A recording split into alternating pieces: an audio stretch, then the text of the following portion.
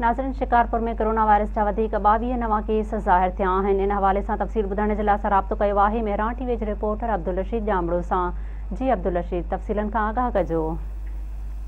जी, शिकारपुर में corona virus के मक़ामी मुंतकिली जा केस जेके तेज़ी सां वधजण जो जेको सिलसिलो आहे उहो बंदि न थी सघियो आहे। काल्ह हिते 69 ॼणनि जी थियल रत जी चका सबबि अॼु वधीक 22 ॼणनि में कोरोना वायरस जी तस्दीक कई वई आहे।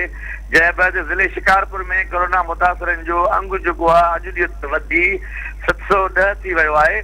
सिहत खाते शिकारपुर पारां 13 लख जी आबादी रखंदड़ ज़िले जे माण्हुनि मां हिन वक़्त ताईं मजमूई तौर ते 5287 ॼणनि जूं टेस्टियूं कयूं वयूं आहिनि, जिन में 710 ॼणनि में कोरोना वायरस हुजण जी तस्दीक पिणु कई वई आहे ऐं जिन मां 478 ॼणा सिहतयाब थी पंहिंजे घरनि अंदरि वापसि पहुची विया आहिनि। पर हिन वक़्त बि ज़िले शिकारपुर अंदरि कोरोना वायरस जा मुब्तला 232 एक्टिव केस मौजूदु आहिनि, जेके आइसोलेशन सेंटर में वञण जे बदिरां पंहिंजे घरनि जे अंदरि आइसोलेट थियल आहिनि। जी अब्दुलरशीद, तव्हांजी महिरबानी।